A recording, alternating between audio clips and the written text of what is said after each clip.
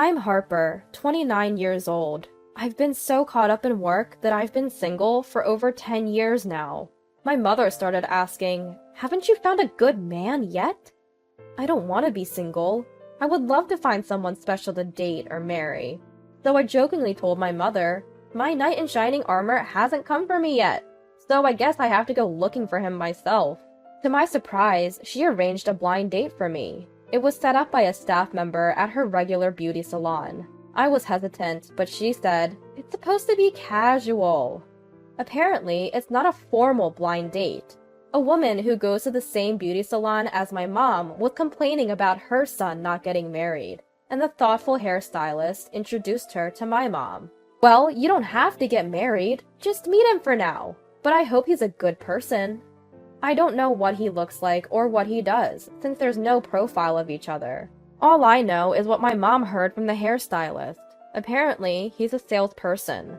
You know, the luxury car dealership near the bypass? He's a salesman there. I might go take a look, my mother said, clearly excited. I'm looking forward to this new encounter too. But unlike personal dating, blind dates involve considering each other's families and circumstances, since marriage is on the mind.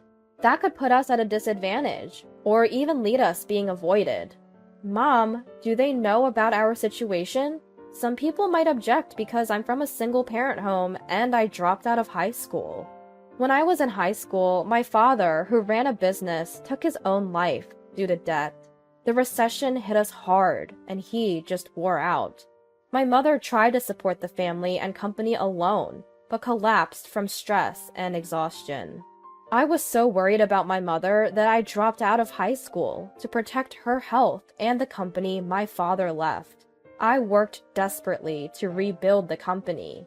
I thought we were going to go bankrupt, but now we have a small company with 10 employees. We manufacture and deliver specialized kitchen equipment, and we're on good terms with major hotel restaurants. I don't regret my choices, and there's no issue at work, so I don't worry about it. But since my mom feels remorse for not letting me graduate properly, I started attending an alternative high school last year. Well, I think the hairdresser has told them. I explained everything, so they must have been fine with it when they contacted us, my mother said. That makes sense. Oh, Harper, you worry too much. And then came the day of the blind date. My mom and I went, thinking it was just a casual meet and greet, but the other family showed up, all dressed up. The mother was in a dress, and the father in a suit. They were dressed well enough to attend a wedding. My mom and I exchanged surprised looks at their level of sophistication. Is this what we were expecting? Are we okay with this? A shadow of doubt crossed my mind. As for my blind date, wow, so much perfume. How much did he put on? His hair was slicked back with hair gel. He's 47, but his hair is considerably receding. He's wearing an expensive-looking suit, but it doesn't suit him well, which is unfortunate. My mom and I dressed in casual, stylish suits, but nothing over the top. It seemed like there might have been some miscommunication. The other family stared at my mom and me, then suddenly smiled condescendingly. What's with this family? They give off a bad vibe. I didn't have a good impression from the start, but I kept a straight face, as is the social norm. We all introduced ourselves and sat down for the blind date. The restaurant was in a top-rated hotel, known for its delicious food. Lunch was reserved. The other family whispered amongst themselves. I was curious about what they were talking about, but after all, this was a blind date. To get to know the other person, I decided to strike up a conversation. "So, Mason, you work in car sales, right?" I tried to start a conversation by mentioning Mason's occupation, but Mason replied, "Not just any car. I'm a dealer for high-end foreign cars that ordinary people like you can't afford. I'm the top salesman every month. Even the chef of this restaurant is my client." Excuse me? He started babbling about things I hadn't even asked about. Leaking customer information is a big problem, and calling me an ordinary person who couldn't afford such cars was rude. Mason continued, "Harper, your looks are... well, they pass, but you have no common sense. You didn't even wear a dress to a blind date. And your future mother-in-law didn't wear one either. You must be poor people who don't even own a dress. No! We were told it was a casual dining experience. Not something you say to a blind date, especially a first-time meeting. I'm puzzled by these strange rules, like wearing a dress is common sense. We were told it was a casual get-together, without profiles or a matchmaker. My mom and I were dumbfounded that Mason's parents didn't admonish his words. Unaware of our reaction, Mason continued talking. If you want to marry me, you'll have to always wear makeup and look beautiful. You'll have to wake up earlier than me, do the household chores, and go to bed later. And then, he rattled off absurd conditions. At this point, there probably aren't any women left who would want to marry him. It's certainly impossible for me. Excuse me?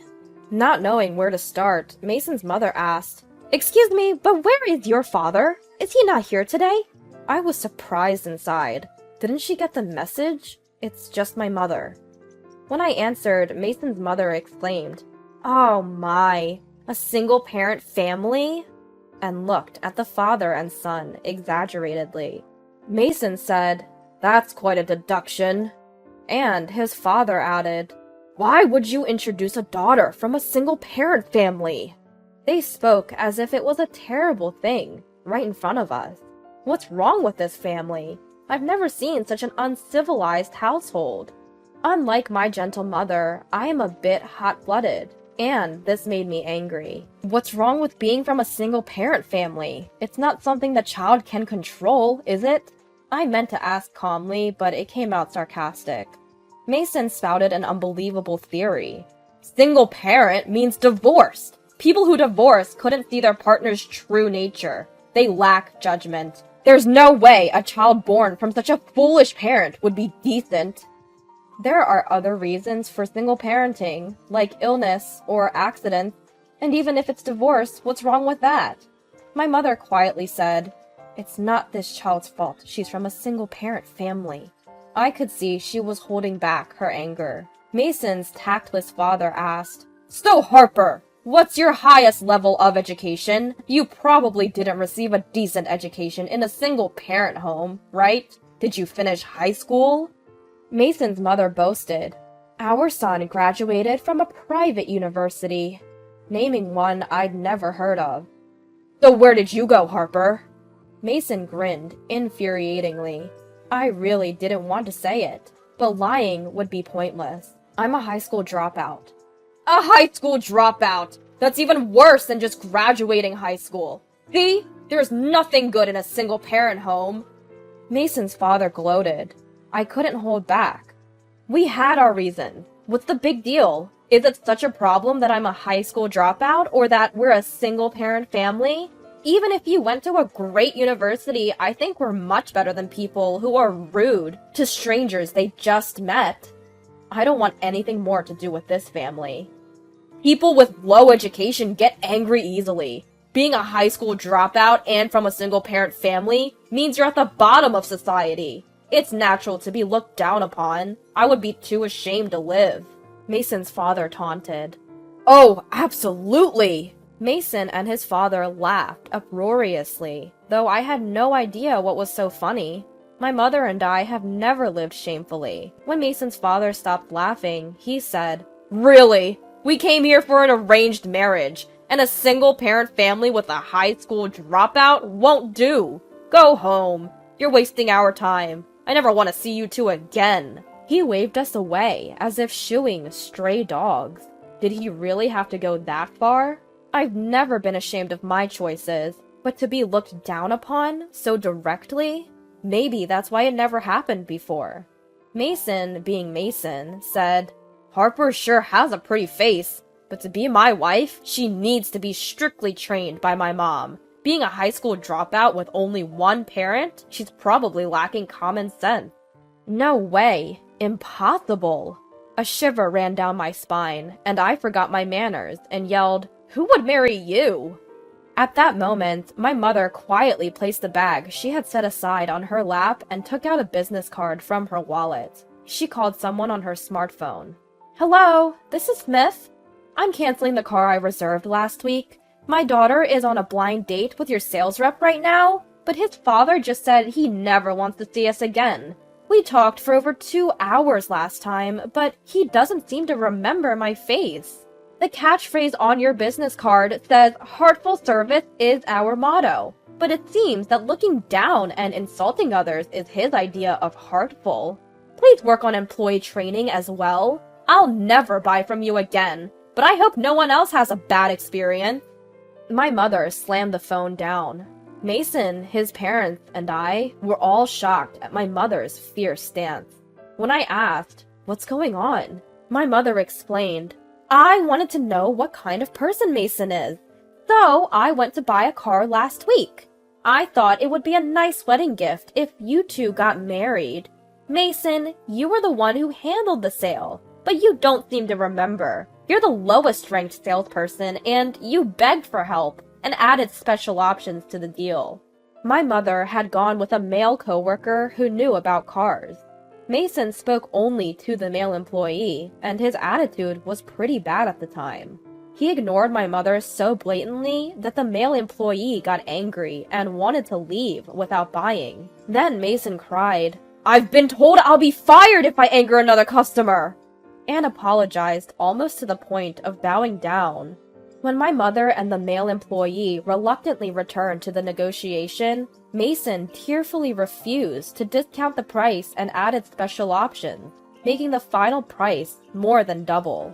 The male employee kept whispering, "This is way too expensive. It's definitely better to buy from another store." And my mother reserved the car, but went home. "I thought I'd buy it as a celebration if you married, in case you liked Mason. It would be troublesome if the groom became unemployed, but since we're never meeting again, we can't buy the car. I have to cancel." My mother explained calmly. Mason's mother explained the situation calmly, and Mason finally remembered. "Oh, that time," he said, turning pale. Mason's parents were also tense at the unbelievable situation. Mason blurted out, "That's a lie! There's no way a single-parent high school dropout family could buy a luxury car. You never intended to pay." My mother calmly replied, "I really intended to buy it, so I said nothing." But Mason screamed, "It's a lie! It's a lie!" Mason's father said, "Nonsense! There's no way our son is performing poorly." Mason's mother also yelled, "Our Mason is excellent, you lying mother and daughter." I was taken aback and said, "Please stop. Can't you be quiet? Aren't you embarrassed?" Trying not to disturb the other guests, I attempted to quiet down the Mason family. Just then, the chef of this restaurant arrived. "Mr. Smith is not like that. I've been listening to you talk down to people and shouting since a while ago. Who do you think you are?" he said. Actually, the chef is a valued customer of our company. We've been selling machines for creating trendy smoked dishes for several years now. Our machines are unparalleled, with the ability to adjust the amount of smoke and smoking time in a compact space. They're selling like hotcakes. We're a company known to chefs all over the world. The chef then clearly declared, "I don't want to deal with a dealer who has such a terrible salesman that looks down on people and easily leaks information about single parents and high school dropouts." And the surrounding customers burst into applause. I found myself applauding too, and couldn't help but laugh. Not just my mother, but the chef and the other guests were on my side. It felt empowering to know that I had so many allies. I decided to speak my mind to Mason. "Mr. Mason, even though I am a single parent and a high school dropout, I haven't lived my life in shame. I can't imagine marrying someone who looks down on others at first sight. So there must be no connection between us this time. Goodbye, forever." Once again, my words were met with warm applause from those around me. Mason couldn't reply directly to me. Instead, he whined to his mother, "I'll get yelled at by the boss. I'll become jobless. Mom, please say something." I heard him crying to his mother. It was disgusting, and he deserved it. Mason had been warned that he was on the brink of being fired, and with that personality, It seemed likely he'd have many troubles. His parents looked as though they had been humiliated, their faces twisted in disgust. Served them right. To add insult to injury, the chef told them, "You don't need to come to our restaurant again. Please leave." And the Mason family left without a word, looking dejected. As an apology for the disturbance, the chef served coffee to all the customers in the restaurant and treated us to a special dessert. Though it was an unbelievable blind date, it turned out to be a day when I was touched by the kindness of others.